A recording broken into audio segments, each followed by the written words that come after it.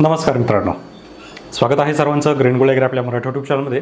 आज मी तुमच्यासाठी अतिशय महत्त्वपूर्ण माहिती घेऊन आलेलो आहे आणि विशेष म्हणजे शेतकऱ्यांना दरवर्षी वाट पाहत असतात ती म्हणजे भेंडवळ भविष्यवाणीची।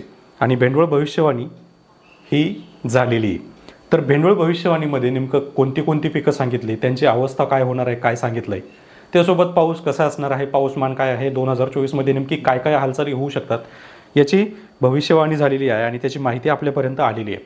तर व्हिडिओ शेवटपर्यंत पहा म्हणजे तुम्हाला सगळे पिकं समजतील। तर डिटेलमध्ये आपण आजची भेंडवळ भविष्यवाणीबद्दल घेणार आहोत, माहिती पाहणार आहोत। तर काय आहे, कशा पद्धतीनं काय बदल यावर्षी आपल्याला पाहायला मिळणार आहेत, तर हे आपण पाहणार आहोत। तर सर्वप्रथम चंद्रभान महाराज की जय, घटमांडी भेंडवळची। तर अंबाळी जे की कुलदैवत म्हणून आहे, तर हे मोगम आहे। कपाशी कमी जास्त पीक आहे म्हणजेच मोगम आहे। त्यासोबत ज्वारी मोगम आहे, तूर मोगम आहे, मूग मोगम आहे, उडीद साधारण आहे, तीळ तेलवान चांगलं आहे, बादली दाणे फाटलेले आहे, पिकावर रोगराई आहे। त्यानंतर बाजरी मोगम आहे साधारण, मठ मोगम, त्यानंतर साळी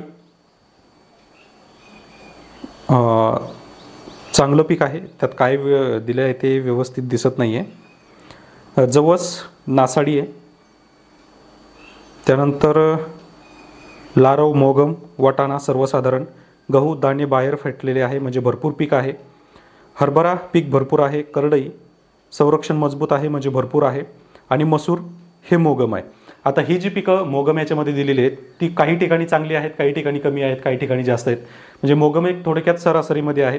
पण बाकीची जी पिकं आहेत तर यामध्ये सगळ्यात चांगलं पीक जर म्हटलं, सगळ्यात जास्त होणारं पीक तर हरभरा, गहू, साळी हे पिकं चांगली आहेत, तीळ हे सगळ्यात चांगली पिकं आहेत। रोगराईमध्ये किंवा नासाडीमध्ये जवस आहे आणि भादली पिकावर सुद्धा रोगराई सांगितलेली आहे।